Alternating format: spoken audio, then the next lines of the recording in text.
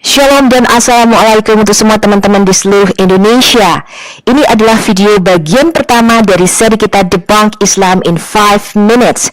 Pada video kali ini kita masih akan menjawab klaim daripada Muslim yang mengatakan bahwa Quran terjaga selama 14 abad. Tidak satu lafaz pun yang berubah atau hilang. Dikatakan bahkan ayatnya, suaranya pun sama sampai titik komanya. Tidak ada perbedaan-perbedaan di dalam Quran dan hanya ada satu Quran. Benarkah demikian? Pada video kali ini kita akan membahas ayat yang dirubah, dihapus, dan hilang dari dalam Quran. Enjoy the video!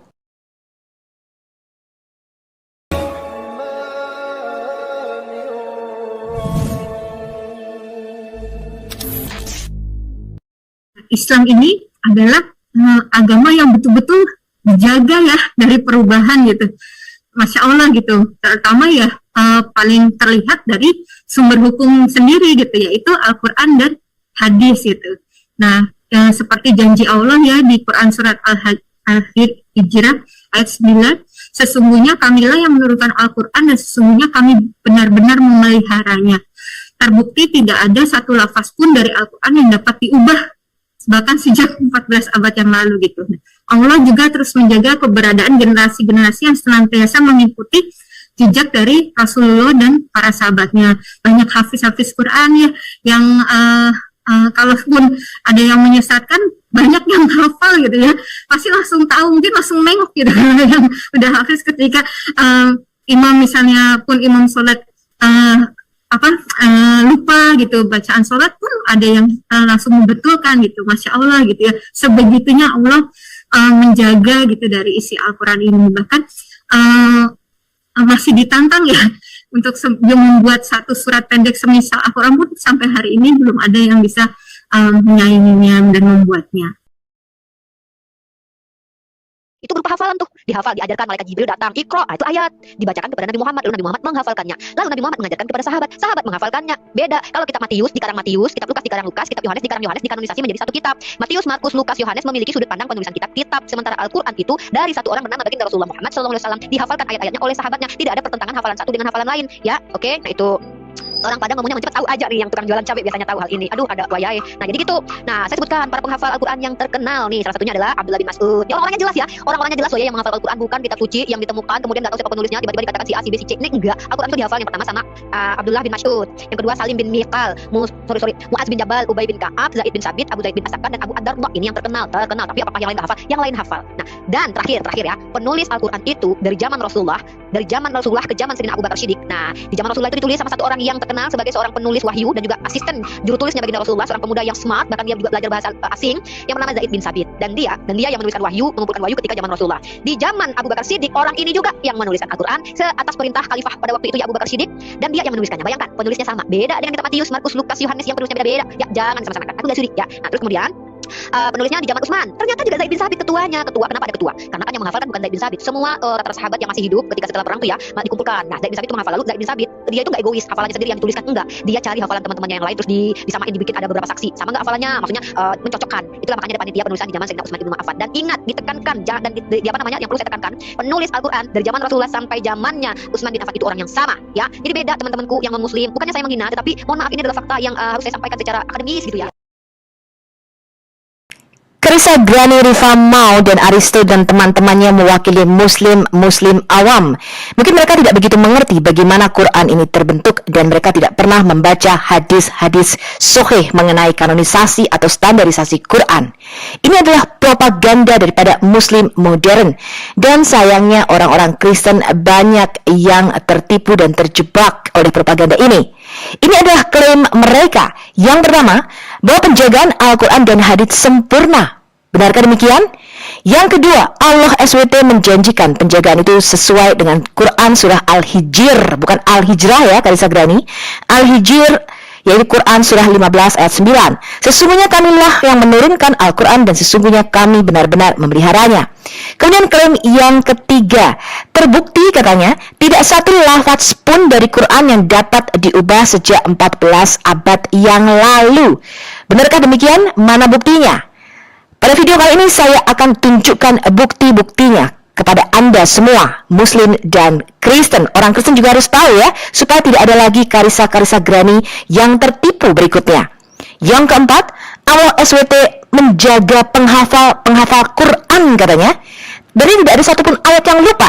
Dan selalu ada yang akan mengingat Quran supaya tidak terlupa. Kita lihat apakah benar keempat klaim daripada karisa Grani ini. Mari kita selidiki dan bandingkan mengenai asal muasal munculnya kekristenan dan Islam. Muslim percaya bahwa permulaan munculnya agama Islam dimulai dari sebuah wahyu, yaitu dengan turunnya kitab Quran pada malam nuzulul Quran. Dan wahyu yang pertama turun kepada Muhammad adalah di Gua Hiro. Jadi iman Islam tergantung pada kitab Quran 100%. Makanya mereka tidak bisa menerima variasi teks di dalam Quran. Dan ini membuat Muslim modern terkaget-kaget.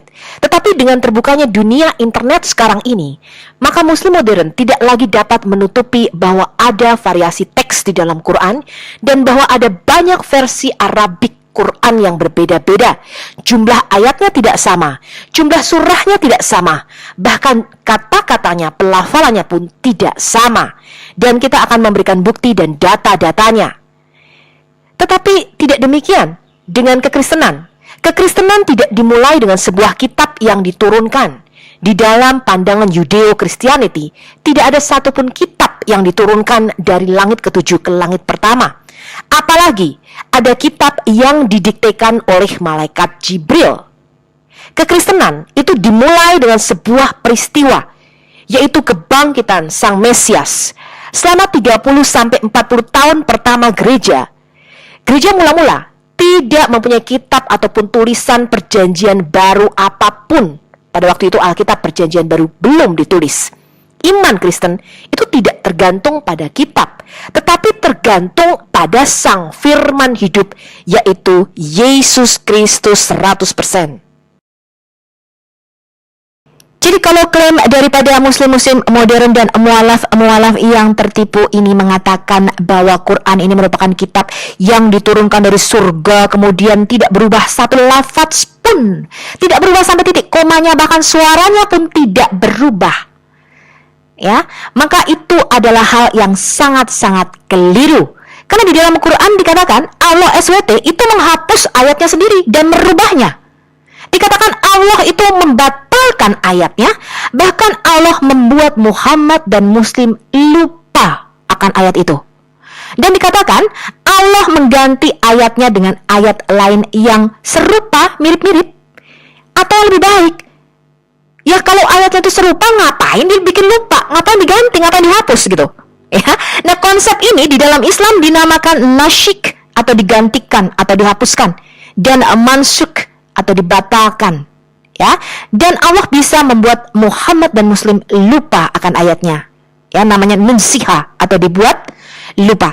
Jadi tidak benar kalau 14 abad tidak satu lafaz pun berubah. Nanti kita lihat ayat mana saja yang dibatalkan, dirubah dan hilang dari Quran yang ada sekarang. Jadi ada 3 tipe pembatalan ayat di dalam Quran. Yang pertama, nasik al-hukum dun al-tilawah, menghapus prakteknya tapi ayatnya tetap ada. Yang kedua, nasik al-hukum wa al-tilawah, menghapus baik ayatnya maupun prakteknya. Yang ketiga, nasik al-tilawah dun al-hukum, ayatnya dihapus tapi tetap dipraktekkan. Contohnya apa? Ayat rajam dan menyusui orang dewasa. Ya, walaupun ayatnya itu tidak ada di dalam Quran, nanti kita lihat ayat-ayat apa saja yang hilang dalam Quran, ya, tetapi tetap dipraktekkan hukum rajam dan hukum menyusui orang dewasa ini. Doktrin mengenai pembatalan dan penggantian bahkan penghapusan ayat-ayat oleh Allah SWT itu sendiri, ini adalah doktrin yang juga ditolak oleh banyak muslim yang percaya bahwa doktrin ini tidak mencerminkan kesempurnaan tekstual Al-Quran. Doktrin al-nasik wal mansuk ini adalah masalah bagi muslim modern. Karena mereka percaya bahwa Al-Quran mengklaim berasal dari lembaran-lembaran yang diawetkan di Lauh Mahfuz. Ini sesuai dengan Quran surah 85 ayat 22. Dan pertanyaan yang jelas muncul, jika bagian-bagian dari Al-Quran telah dibatalkan dan dihilangkan, apakah mereka ada pada tablet surgawi yang asli atau tidak? Jika iya, maka Al-Quran hari ini bukanlah replika yang tepat dari teks pada tablet itu. Karena mereka tidak dapat dihapus darinya. Sedangkan tablet yang ada di Lauh Mahfuz itu kekal. Tidak diciptakan. Artinya tidak bisa dirubah, dihapus, dibatalkan. Kemudian Al-Quran ini dianggap sebagai firman yang kekal dari Allah. Namun, jika ayat-ayat ini tidak ada di tablet kekal di surga, bagaimana mereka bisa dikirimkan kepada Muhammad sebagai bagian dari Quran? Karena itu, Muslim mempropagandakan ide bahwa Al-Quran telah dilestarikan dengan sempurna hingga titik dan huruf terakhir oleh Allah sendiri. Tidak ada yang diubah, ditambahkan, dihilangkan, atau dibatalkan. Ini bertentangan dengan para sejarawan Islam awal yang percaya bahwa bagian dari teks Al-Quran itu sendiri telah dibatalkan. Anda kalau mau debunk Muslim, teman-teman, in 5 minutes, Anda bisa screenshot, Anda foto ayat ini, Anda nggak usah inget-inget. Ya, tinggal Anda tunjukin aja ke Muslim. Ternyata Allah SWT itu bisa loh membatalkan ayatnya sendiri dan membuat Muslim lupa. Kita baca, ini adalah Quran surah Al-Baqarah, surah kedua, ayat 106. Dikatakan ayat mana saja yang kami nasakkan atau kami jadikan manusia lupa kepadanya. Kemudian kami datangkan yang lebih baik daripadanya atau yang sebanding dengannya. Tidakkah kamu mengetahui bahwa sesungguhnya Allah Maha Kuasa atas segala sesuatu? Jadi kalau tadi mualaf Karissa Grani mengatakan bahwa Allah selalu menjaga penghafal-penghafal Quran, sehingga Quran akan selalu ada yang mengingatnya dari A sampai Z dan tidak akan ada ayat yang dilupakan, hal ini tidak sesuai dengan fakta dan kenyataan sejarahnya. Sekarang kita baca, ini adalah tafsir Ibn Katsir mengenai surah 2 ayat 106. Dikatakan Abdur Razak berkata dari Mamar, berkata dari kata Dah berkata, bahwa maksud dari ayat Quran surah 2 ayat 106, ayat mana saja yang kami nasakkan atau kami jadikan manusia lupa kepadanya, artinya Allah SWT membuat lupa nabinya dalam kurung Muhammad apa yang dia kehendaki, dan dia membatalkan apa saja yang dia kehendaki. Kemudian Allah menggantikan dengan ayat yang mirip atau lebih baik.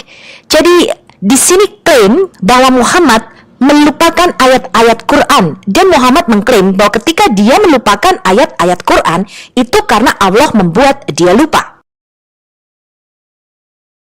Sekarang kita melihat dulu Asbabul Nuzul Quran surah 2 ayat 106 oleh Al-Wahidi. Jadi kalau di dalam Islam, di dalam konsep Islam, ayat-ayat itu turun karena ada kejadian, teman-teman. Ya, kemudian diturunkanlah ayatnya. Jadi ada kejadian dulu, kemudian diturunkan ayatnya, sehingga mereka memerlukan yang namanya sebab-sebab turunnya ayat. Kenapa ayat ini diturunkan? Latar belakangnya apa? Nah, ini berbeda dengan konsep Alkitab di dalam kekristenan. Tidak ada peristiwa kemudian turun ayat, ya, tetapi pengalaman rohani dulu yang mendahului tulisan-tulisan daripada Alkitab. Kemudian mereka menuliskannya, para nabi dan para rasul menuliskan pengalaman rohani perjalanan bersama dengan Tuhan itu di dalam sebuah kitab atau tulisan. Sekarang kita membaca dari Al-Wahidi. Dikatakan tidak ada satu ayat pun dari wahyu kami, bahkan satu ayat yang kami batalkan atau lupakan, tetapi kami datangkan dalam kurung menggantikan yang lebih baik atau yang serupa dengannya. Ini adalah Quran surah 2 ayat 106. Para penafsir Al-Quran berkata, orang-orang musyrik pada waktu itu berkata, pagan Quraisy, apakah kamu tidak melihat bahwa Muhammad memerintahkan para sahabatnya dengan sesuatu, kemudian melarang mereka dari hal yang sama dan memerintahkan mereka sebaliknya? Suatu hari dia mengatakan sesuatu dan hari berikutnya dia menariknya kembali. Quran ini tidak lain adalah perkataan Muhammad yang menciptakannya. Itu adalah ucapan yang bertentangan dengan dirinya sendiri. Jadi orang-orang pagan Quraisy ini merasa heran gitu. Kenapa kemarin dilarang, kemudian besoknya boleh, atau sebaliknya, ya? Kemudian diturunkanlah ayat ini, teman-teman.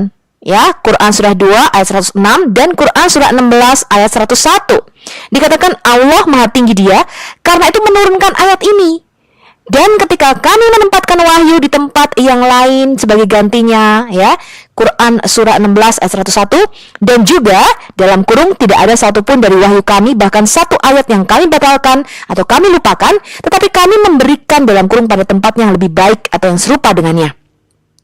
Jadi kalau Muhammad itu lupa, ya, kemarin dilarang, besoknya dibolehkan, ya, kemudian diturunkanlah ayat yang mengatakan Allah lah yang membuat aku lupa, sehingga digantikan dengan ayat yang serupa atau mirip dengannya.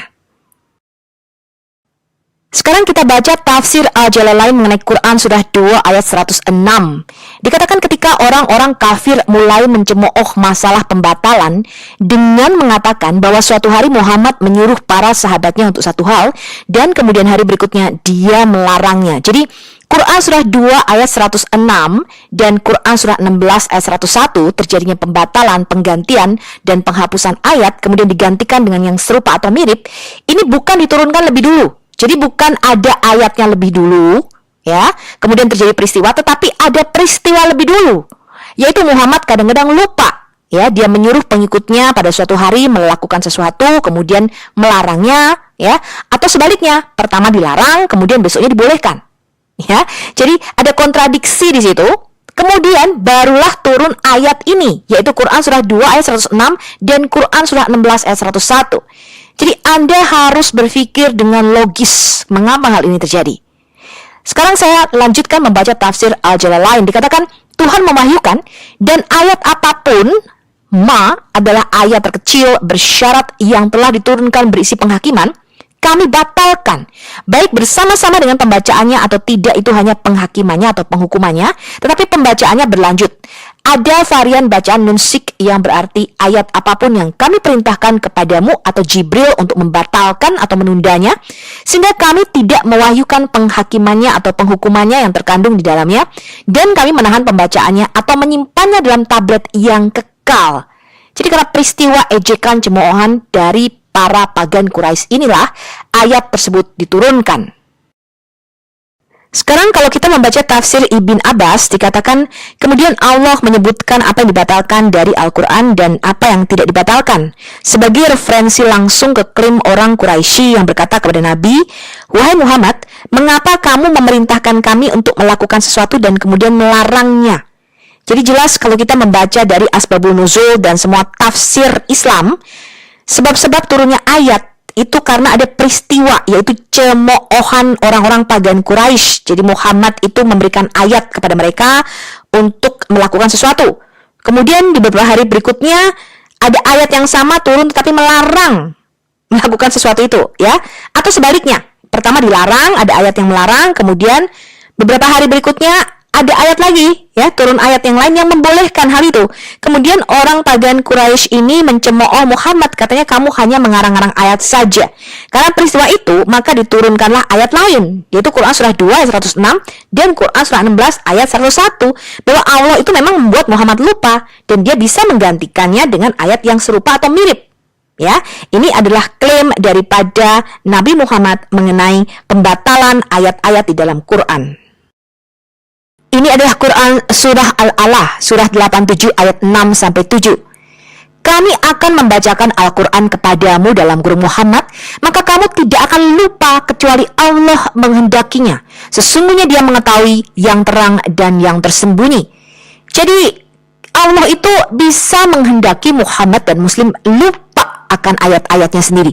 Jadi tidak benar kalau dikatakan Allah itu menjaga penghafal-penghafal Quran, karena terbukti Allah membuat Anda lupa akan ayat-ayatnya. Sekarang kita lihat bahwa Allah bisa membatalkan ayatnya sendiri dan membuat Muslim lupa. Bahkan di dalam hadis dikatakan jikalau seorang Muslim lupa akan ayat-ayatnya, Muhammad mengatakan itu kehendak Allah, katanya. Kita baca dulu Quran surah An-Nahl surah 16 ayat 101. Dan apabila kami letakkan suatu ayat di tempat ayat yang lain sebagai penggantinya, padahal Allah lebih mengetahui apa yang diturunkannya. Kemudian mereka berkata, maksudnya orang-orang pagan Quraisy, sesungguhnya kamu adalah orang yang mengada-adakan saja. Bahkan kebanyakan mereka tiada mengetahui. Jadi ketika orang-orang pagan Quraisy mengatakan mengapa Muhammad di satu hari melarang, kemudian di hari lainnya membolehkan, atau di satu hari membolehkan, di hari berikutnya melarang. Kemudian diturunkanlah ayat ini teman-teman, bersama dengan surah Al-Baqarah ayat 106 tadi. Dan ketika ayat-ayat ini diturunkan, maka orang-orang pagan Quraisy itu mengatakan, kamu ini cuma ngarang-ngarang ayat katanya, ya, supaya membenarkan bahwa ayat-ayatnya diganti atau dibatalkan. Kemudian kita baca ini Quran surah Ar-Ra'd, ya, surah petir katanya, guntur, ya. Surah ke-13 ayat 39. Dikatakan Allah menghapuskan, bayangin ayatnya dihapus loh teman-teman. Apa yang dia kehendaki dan menetapkan apa yang dia kehendaki, dan di sisinya lah terdapat umul kitab yang ada di dalam Lauh Mahfuz. Jadi kita sudah mendibang klaim daripada muslim modern yang mengatakan ayat Quran tidak berubah selama 14 abad. Terbukti Allah menghapus ayatnya sendiri, membatalkan ayatnya sendiri, dan membuat Muhammad dan muslim lupa akan ayatnya sendiri. Satu lagi kita baca, ini adalah Quran surah Al-Isra, ya, surah ke-17 ayat 86. Dan sesungguhnya jika kami kehendaki, niscaya kami lenyapkan atau kami hapuskan apa yang telah kami wahyukan kepadamu, dan dengan pelenyapan itu kamu tidak akan mendapatkan seorang pembela pun terhadap kami. Jadi untuk apa ayat diturunkan kalau harus dihapuskan atau dilenyapkan? Apakah Allah Maha tahu? Anda pikirkan saja sendiri. Ya, tetapi ini adalah konsep di dalam Quran, teman-teman. Ya, nasyik dan mansuk. Ya, dibatalkan ayatnya, dihapuskan. Nanti kita lihat lebih dalam lagi ayat-ayat mana saja yang dibatalkan, dihapuskan di dalam Quran. Konsep mengenai nasikh dan mansuk, yaitu pembatalan ayat-ayat di dalam Quran yang dilakukan oleh Allah sendiri. Ya, bahkan Allah membuat Muhammad dan muslim lupa akan ayatnya. Ini memberikan pertentangan atau selisih pendapat di antara para ahli atau cendekiawan muslim. Beberapa ahli berpendapat bahwa karena Al-Quran adalah kalamullah, ya, kalam Allah, dan karena itu bersifat kekal atau abadi, maka ia tidak dapat dibatalkan sama sekali. Ini masuk akal, ini harusnya yang masuk logika teman-teman, ya, karena 10 perintah Allah itu kekal dan tidak dapat dibatalkan, sama seperti Yesus, ya, dikatakan dia adalah firman Allah yang kekal, dia tidak berubah, ya, tapi kenyataannya Quran berubah teman-teman. Jadi Quran itu tidak bisa dibandingkan dengan Alkitab, karena bagi kita yang namanya firman itu hidup, yaitu siapa? Yesus itu sendiri. Karena itu Yesuslah yang kekal, abadi, dan tidak berubah. Ya, kemudian At-Tabari menetralkan masalah ini dengan mengatakan bahwa jika nasikh dalam Al-Quran berarti perubahan dan pergantian yang nyata, itu menyiratkan bahwa Al-Quran ini akan diciptakan. Jadi jika Al-Quran itu abadi, maka tidak bisa dibatalkan. Namun kita melihat ayat-ayat di dalam Al-Quran menunjukkan terjadinya pembatalan oleh Allah sendiri. Apalagi di akhir Quran surah 2 ayat 106, nasikh terkait dengan atribut kekuasaan Tuhan, sehingga ia tercipta karena subjek kekuasaan adalah tindakan, dan tindakan tidak kekal atau abadi. Ini adalah pertanyaan renungan ke muslim. Yang pertama, jika Quran merupakan kitab penyempurna, mengapa bisa ada ayat yang dibatalkan, dihapus, kemudian dibuat lupa?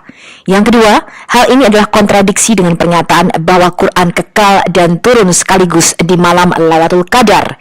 Yang ketiga, konsep Allah menghapus, mengganti, dan membatalkan firman-Nya ini ditolak oleh Yahudi, sehingga Ibn Katsir mengutuk dan melaknat Yahudi di dalam tafsirnya. Sekarang kita akan melihat salah satu contoh ayat yang diselipkan dan diwahyukan setan kemudian dihapuskan atau dibatalkan di dalam Quran. Pada video kali ini, saya akan memberikan salah satu contoh ayat yang dihapuskan dan tidak sama dengan Quran sebelumnya. Ini adalah Quran surah Al-Hajj, surah 22 ayat 52.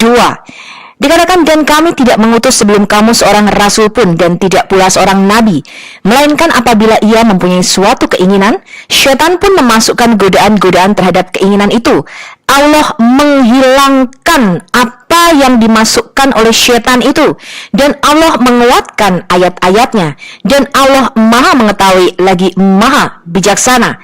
Asbabul nuzul daripada ayat ini adalah mengenai ayat-ayat setan yang dilafalkan oleh Muhammad ketika dia melafalkan surah An-Najm. Sekarang kita lihat latar belakang daripada ayat ini. Di dalam video kali ini saya hanya akan memberikan satu informasi kepada Muslim dan Kristen mengenai satu ayat yang dibatalkan dan dihapuskan oleh Muhammad, yaitu ayat setan atau yang terkenal dengan nama The Satanic Verses. Insiden ayat-ayat setan atau dikenal di dalam literatur Islam sebagai Kishat al-Gharanik atau kisah mengenai burung bangau adalah nama sebuah kejadian di mana Muhammad telah keliru mengira ayat-ayat yang dibisikkan setan sebagai wahyu. Nama setannya adalah Al-Abiyat atau si putih, teman-teman. Ya, jadi setan ini menyamar sebagai Jibril, sebagai si setan putih namanya, Al-Abiyat. Ya, riwayat mengenai peristiwa ini dapat ditemukan di dalam beberapa sumber. Antara lain Anda bisa baca di dalam Sirah Nabawiyah yang ditulis oleh Al-Waqidi, Ibn Sa'd juru tulis dari Al-Waqidi, kemudian Ibn Ishaq, kemudian diterjemahkan oleh Alfred Gulame. Demikian juga dari tafsir oleh At-Tabari yang merupakan kitab tafsir yang dianggap paling sahih. Kemudian tafsir Al-Jalalain, serta secara tidak langsung ditulis di dalam Sahih Al-Bukhari, yaitu ketika Muhammad melafalkan ayat di surah An-Najm, surah ke-53 ayat 19 sampai 20. Maka apakah patut kamu dalam kurung hai orang-orang musyrik menganggap Al-Latta, Al-Uzza, dan Manat yang ketiga yang paling terkemudian sebagai anak perempuannya Allah? Mereka adalah burung-burung bangau yang cantik dan berpangkat tinggi, dan syafaat mereka diharapkan. Yang saya beri warna kuning inilah yang kemudian dibatalkan atau dihapuskan dan disebut sebagai The Satanic Verses. Imam Bukhari melaporkan di dalam kitab koleksi hadis sahihnya bahwa orang-orang musyrikin ikut bersujud bersama Nabi Muhammad ketika beliau selesai membacakan surah An-Najm.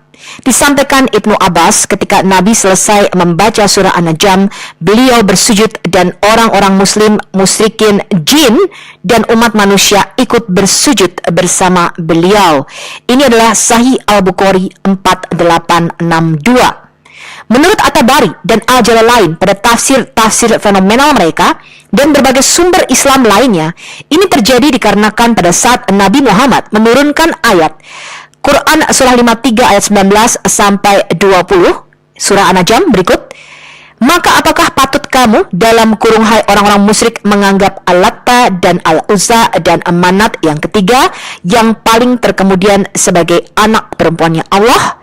Setan membisikkan kepada beliau kalimat yang justru memuja ketiga dewi kaum pagan musyrikin tersebut, sehingga Muhammad menganggap kalimat dari setan itu sebagai bagian dari Al-Quran, yang mana isinya adalah mereka adalah burung-burung bangau yang cantik dan berpangkat tinggi. Syafaat dari mereka sungguh sangat diharapkan. Mendengar ini, orang-orang musyrik benar-benar senang dan berkata, Muhammad sampai hari ini tidak pernah berbicara baik tentang Tuhan kita. Pada saat itu Nabi yang mulia bersujud dan mereka juga bersujud. Semua musyrik Quraisy sangat gembira dan kemudian pergi. Tetapi tak lama kemudian Jibril turun dan memberitahunya, saya tidak membawakan dua kalimat itu untukmu. Ini adalah inspirasi atau wahyu dari setan. Pada malam harinya, malaikat Jibril pun datang dan mengabari sang Nabi bahwa setan telah menyelipkan kata-katanya ke dalam firman Allah yang telah beliau sampaikan. Mengetahui hal tersebut, Nabi pun merasa sedih. Namun beberapa saat kemudian, kesedihan beliau pun sirna setelah Allah meyakinkan ridhonya kepada beliau dengan menasakkan atau membatalkan ayat dari setan tersebut serta mengukuhkan ayat-ayatnya. Maka Quran surah 22 ayat 52 ini berkaitan dengan ayat-ayat setan yang kemudian dihapuskan. Tidak pernah kami mengutus orang rasul atau nabi sebelum dirimu, melainkan ketika ia membacakan wahyu, setan melemparkan suatu kebohongan ke dalamnya. Namun Allah membatalkan apa yang telah setan lemparkan tersebut. Lalu Allah mengukuhkan ayat-ayatnya, dan Allah maha mengetahui lagi maha bijaksana. Menurut Ibnu Taimiyah, para ulama Islam awal, kaum salaf sepakat mengatakan bahwa peristiwa ayat burung-burung bangau atau Al-Gharanik ini sesuai dengan Al-Quran.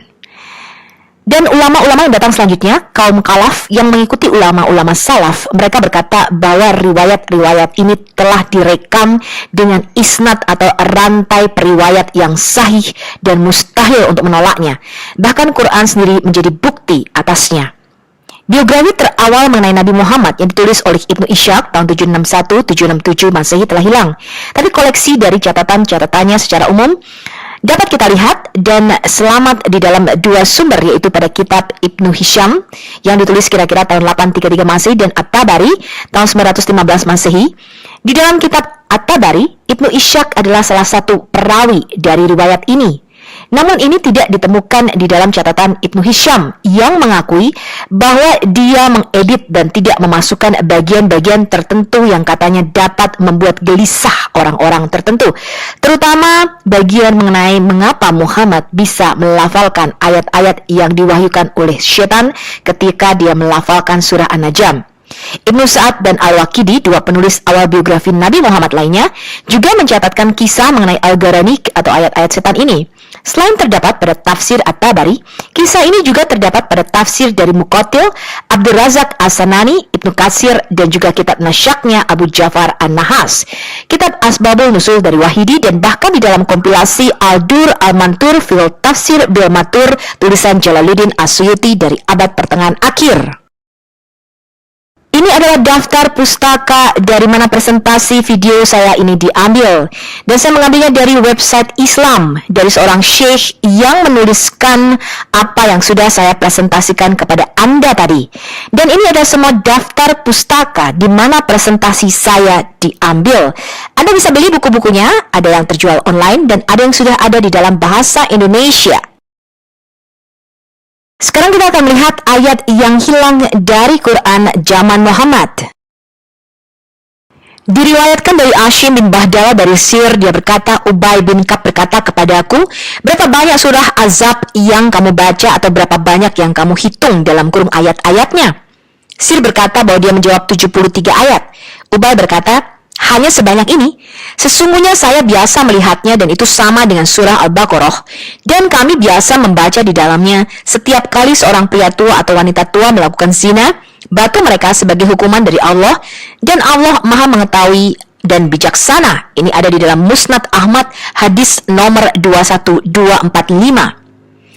Kita baca lagi.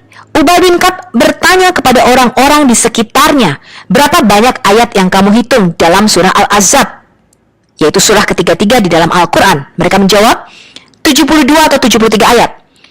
Ubay berkata kepada mereka, surah Azab dulu mengandung jumlah ayat yang sama dengan surah Al-Baqarah, dalam kurung lebih dari 280 ayat, atau lebih katanya. Jadi lebih panjang katanya daripada surah Al-Baqarah, kata Ubay bin Ka'ab. Ini adalah salah satu penghafal Al-Quran dan mempunyai mushaf Quran. Ya, jadi dia menuliskan Al-Quran. Kemudian dia berkata, kami biasa membaca satu ayat dari surah Azab. Jika seorang muhsan laki-laki dan perempuan berzina, maka lempari mereka dengan batu. Keduanya sebagai pencegah dalam kurung hukuman dari Allah. Ini ada di dalam An-Nasai dan Abdullah ibn Ahmad ibn Hambal. Keduanya telah meriwayatkan hadis ini. Kemudian Hafiz Quran yaitu Ibn Hajar Al-Asqalani telah mengklasifikasikan ini sebagai hadis hasan di dalam Muwafaqatu Al-Kubra Al-Kabir volume 2 halaman 30. Kita baca lagi. Ibn Mardawaih melaporkan bahwa Hudzaifah berkata, Umar berkata kepadaku, sekarang Umar nih yang bertanya, berapa banyak ayat yang terkandung dalam surah Al-Ahzab? Saya berkata 72 atau 73 ayat. Dia mengatakan, tadinya itu hampir sepanjang surah Al-Baqarah dan di dalamnya ada ayat rajam. Ini dikutip di dalam Dur Al-Mantur volume 5 halaman 180 dan tafsir Syakani Fathul Al-Qadir. Jadi jelas ayat-ayat rajam yang sekarang ini masih dipraktekkan itu hilang dari dalam Quran. Dan kalau kita melihat lebih dari 127 ayat yang hilang di dalam surah Al-Ahzab. Kalau tadi kesaksian daripada Ubay bin Ka'ab dan Umar bin Khattab, yaitu dua orang dari penghafal Quran, bahwa ada 200 lebih ayat yang hilang di dalam surah Al-Ahzab. Sekarang kita lihat kesaksian daripada Aisyah. Diriwayatkan oleh Abu Ubaid dalam Al-Fadail dan oleh Ibn Al-Anbari dan Ibn Mardawaih dari Aisyah bahwa dia berkata, Surah Al-Ahzab dibaca pada zaman Nabi 200 ayat. Tetapi ketika Utsman menulis Al-Quran, dia tidak dapat menemukan lebih dari apa yang ada saat ini. Sekarang surah Al-Ahzab ini hanya tinggal 73 ayat. Ini dicatat di dalam Asyuti Ad-Dur Al-Mantur volume 5 halaman 179-180 dan di dalam Asyuti Al-Itqan volume 2 halaman 25. Hudzaifah mengatakan dia mengklaim 70 ayat dari surah Al-Ahzab ini hilang. Ini ada di dalam Al-Bukhari, At-Tariq seperti dikutip oleh As-Suyuti. Tapi Ubay bin Ka'b mengatakan bahwa surat ini tadinya sama atau bahkan lebih banyak, lebih panjang daripada surah Al-Baqarah. Jadi yang hilang jauh lebih banyak, ya 200 ayat lebih. Ini dicatat di dalam As-Samakhsyari, Tafsir Al-Kasaf volume 2 terbitan Kalkuta list 1856 halaman 1117, Mulla Ali Al-Muttaqi Kanzu Al-Umal. Juga Ikrimah, yaitu salah seorang dari At-Tabi'i, murid para sahabat, dilaporkan mengatakan hal yang sama.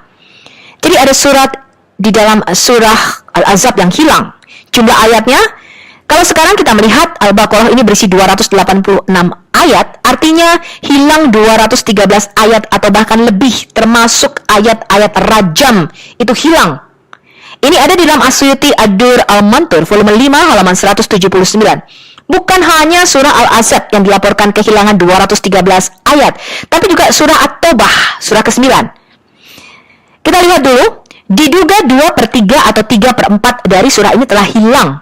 Laporan ini dikaitkan dengan Hudzaifah Al-Yamani. Ini ada di dalam Asyuti Ad-Dur Al-Mantur volume 3 halaman 208. Dicatat juga di dalam Asyuti Al-Itqan volume 2 halaman 26.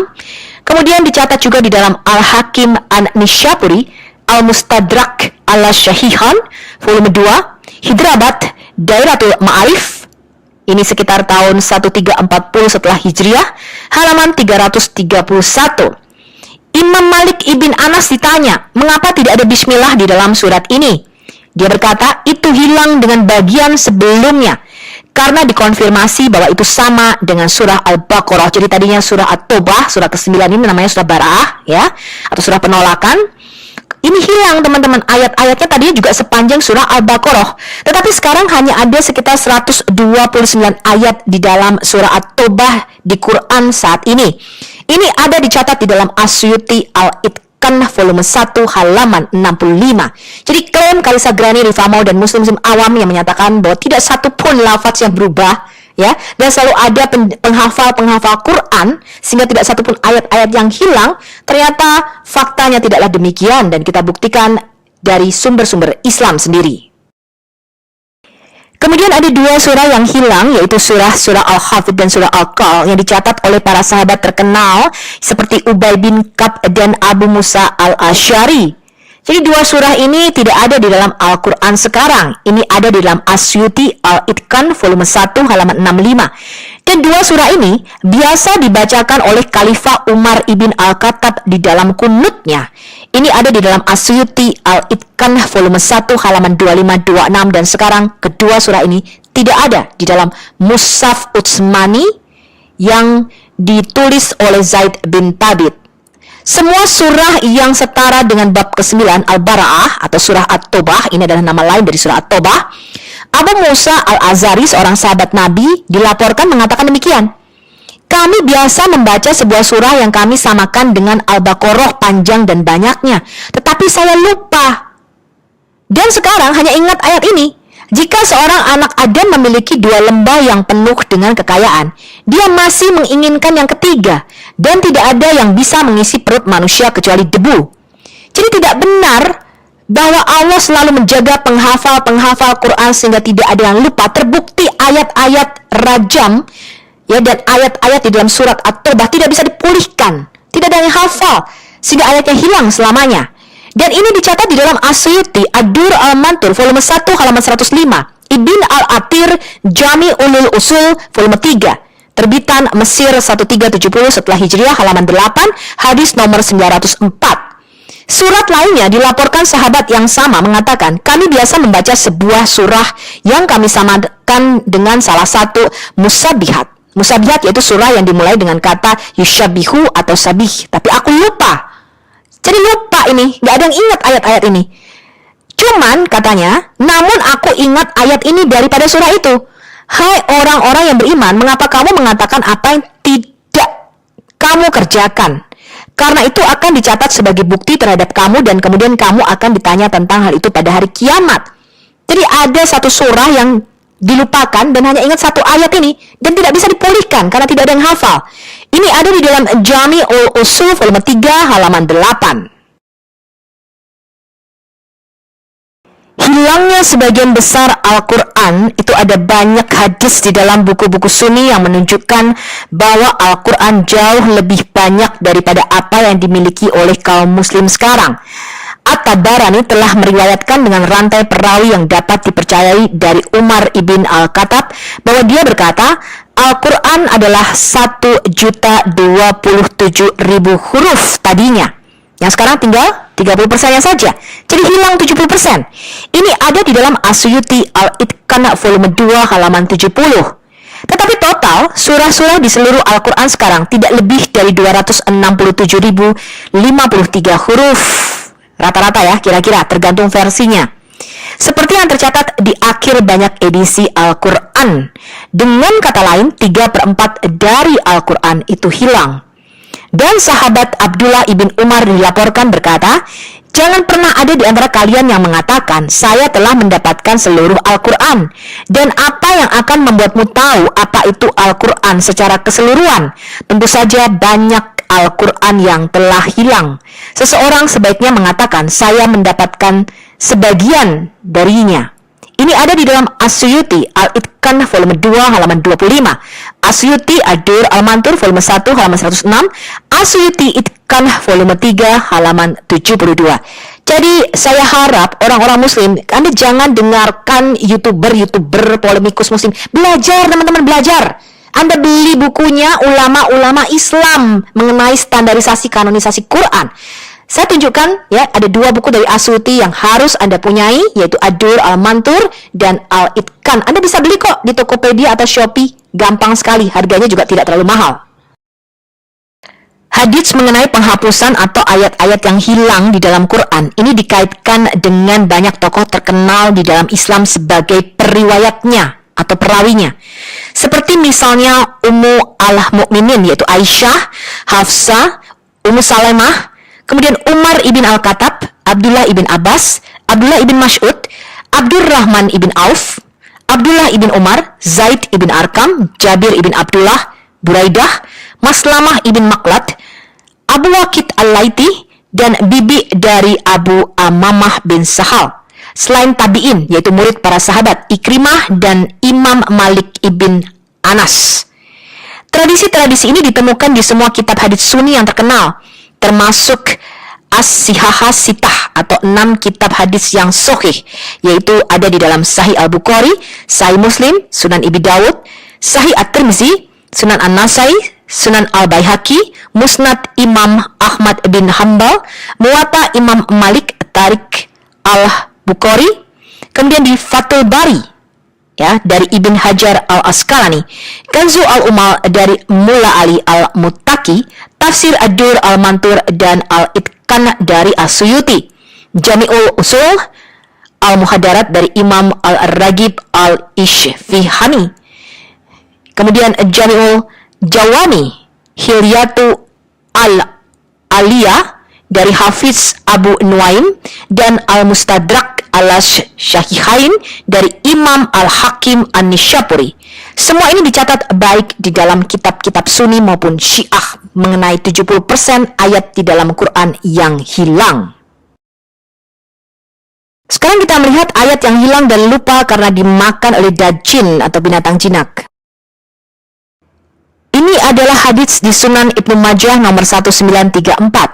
Abdurrahman Ibnu Qasim dari bapaknya dari Aisyah, dia berkata, telah turun ayat berkenaan hukum rajam dan ayat persusuan orang dewasa sebanyak 10 kali. Lembaran-lembaran ayat itu ada di bawah kasurku. Ketika Rasulullah Shallallahu Alaihi Wasallam wafat, kami tersibukkan dengan jasad beliau hingga binatang jinak masuk dan memakannya. Kemudian di dalam Musnad Ahmad nomor 25112, Amrah binti Abdurrahman dari Aisyah, istri Nabi Shallallahu Alaihi Wasallam berkata, Sungguh, ayat rajam telah turun dan menyusui orang dewasa sebanyak 10 kali. Hal itu terdapat di kertas di bawah tempat tidur di rumahku. Ketika Rasulullah Shallallahu Alaihi Wasallam sakit dan kami disibukkan olehnya, rayap masuk ke rumah kami dan memakan kertas itu. Sekarang kita baca lagi. Aisyah melaporkan bahwa telah diwahyukan dalam Al-Quran 10 kali menyusui orang dewasa yang jelas membuat pernikahan itu haram. Kemudian dibatalkan dengan 5 kali menyusui dan Rasulullah Shallallahu Alaihi Wasallam meninggal. Dan sebelum waktu itu dalam kurung sebelum Muhammad meninggal, ayat itu ada di dalam Al-Quran yang sekarang ini hilang. Ini ada di dalam Sahih Muslim volume 2 halaman 740. Kita tidak tahu binatang apa yang memakannya, ya. Binatang jinak ini ada yang mengatakan rayap, ada yang mengatakan ayam, ada yang mengatakan domba, ada yang mengatakan burung, ya. Kemungkinan besar domba katanya, ya.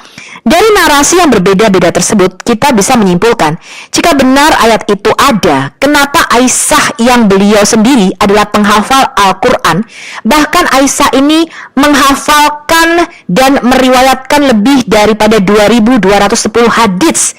Kenapa dia tidak bisa menghafal ayat-ayat tersebut, yaitu ayat rajam dan ayat menyusui dewasa, dan sekarang tidak ada di dalam Quran, karena ayat itu telah hilang.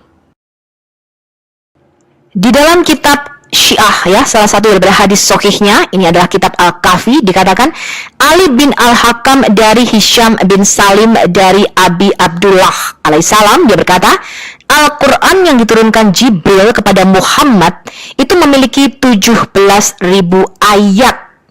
Berarti benar, ya, laporan juga dari Umar tadi, ya, bahwa memiliki 1.027 huruf, sekarang tinggal 30%-nya. Ini ada di dalam Amirat Al-Uqul volume 12 halaman 525. Majlisi berkata, tradisi ini bahwa di dalam Quran tadinya ada sekitar 17.000 ayat adalah otentik dan tidak dapat disembunyikan, bahwa tradisi ini dan banyak lagi tradisi otentik lainnya secara eksplisit mengatakan bahwa Quran hilang dan telah berubah. Bagi saya, bahwa hadis-hadis tersebut telah mencapai tawatur, yakni jumlahnya banyak, berkenaan dengan maknanya, dan kalau kita mengabaikan semua hadis ini, berarti mengabaikan semua hadis sebagaimana mestinya. Tetapi menurut saya, narasi di dalam hadis ini tidak kurang kuat dari narasi jika imamah. Jadi bagaimana mereka mengkonfirmasinya? Menggunakan hadis. Ini kata Majlisi. Yang pertama, Al-Majlisi menguatkan hadis ini sahih dan muwatak atau bisa dipercaya.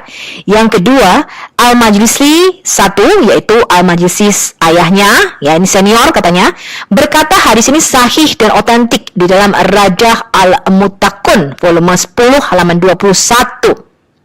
Yang ketiga, Hur Al-Amili mengatakan hadis ini sahih atau otentik di dalam Al-Fawaid Al-Tushiyah topik bab 96 halaman 483. Jadi riwayat-riwayat yang mengatakan bahwa Quran itu hilang 70%-nya itu ada di Sunni maupun Syiah. Dalam video kali ini saya hanya akan memberikan contohnya saja. Anda cari sendiri dan Anda belajar sendiri dari buku-buku mengenai pembatalan ayat-ayat dalam Quran, yaitu Nasikh wal Mansukh. Di dalam surah Al-Baqarah sendiri ada sekitar 26 ayat yang dibatalkan dan diganti, teman-teman. Ya. Contohnya itu adalah ayat ke-62, sesungguhnya orang-orang mukmin, orang-orang Yahudi dan sebagainya, tetapi dibatalkan oleh Quran surah 3 ayat 85. Barang siapa mencari agama selain Islam, maka sekali-kali tidaklah akan diterima. Jadi di satu ayat dikatakan, oh nanti orang-orang Sabiin, Nasrani, Yahudi, kamu masuk surga, ya. Tapi kemudian dibatalkan katanya, ya. Nah, itu adalah contoh-contoh saja. Anda bisa baca sendiri. Ini yang nulis orang Muslim, ya, dan Anda bisa belajar sih. Ternyata tidak benar kalau tidak dirubah. Ayat-ayatnya itu dirubah, teman-teman. Bahkan ayat mengenai untukmu agamamu dan untukku agamaku itu dibatalkan oleh 124 ayat lainnya di dalam Quran. Karena itu mereka harus mengetahui ayat-ayat mana saja yang turun di Mekah yang mereka sebut dengan surat-surat Makkiyah, dan ayat-ayat mana saja yang turun di Madinah yang mereka sebut surat-surat Madaniyah. Karena ayat-ayat yang turunnya belakangan akan membatalkan, menghapus, dan menggantikan ayat yang turun pertama kalinya. Itu adalah konsep daripada Nasikh wal Mansukh. Ini Ini adalah contoh berikutnya teman-teman. Ada 5 ayat di dalam surah Al-Imran yang dibatalkan dan digantikan. Anda bisa membaca ini dari sumbernya, yaitu Tafsir Al-Jalalain jilid keempat halaman 2837 sampai 2850, ditulis oleh Jalaluddin Al-Makhali dan Jalaluddin As-Suyuti.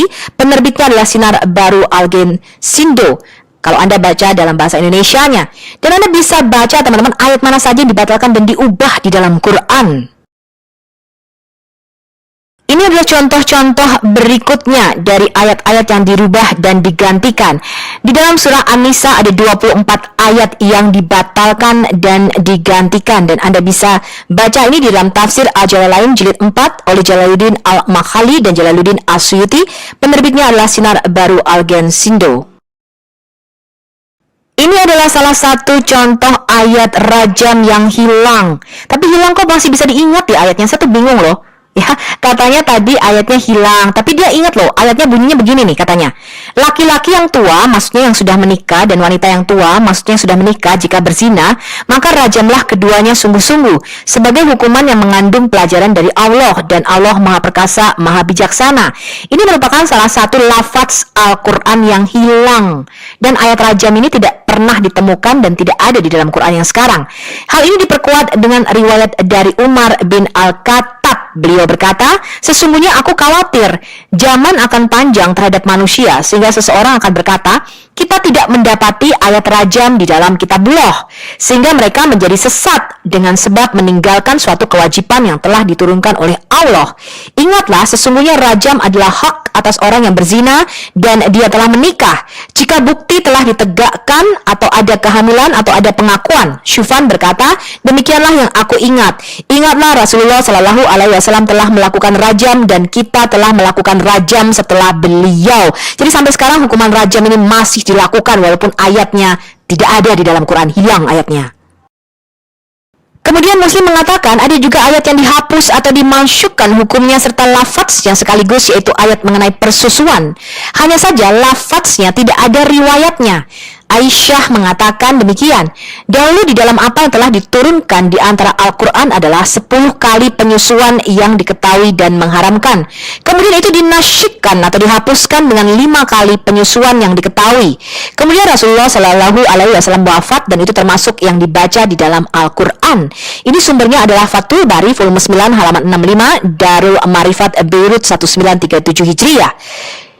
Penerbitnya adalah Syamilah. Kemudian juga ada di dalam hadis riwayat Bukhari nomor 6829, hadis riwayat Muslim nomor 1691, hadis riwayat Muslim nomor 1452 dan hadis riwayat Bukhari 4653. Ini adalah salah satu contoh ayat yang dihapus kemudian digantikan oleh ayat berikutnya, yaitu Quran surah Al-Anfal ayat 65.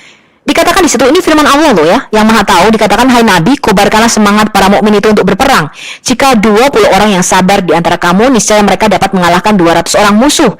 Tapi jika ada 100 orang yang sabar di antaramu, maka mereka dapat mengalahkan 1000 daripada orang-orang kafir, disebabkan orang-orang kafir itu kaum yang tidak mengerti.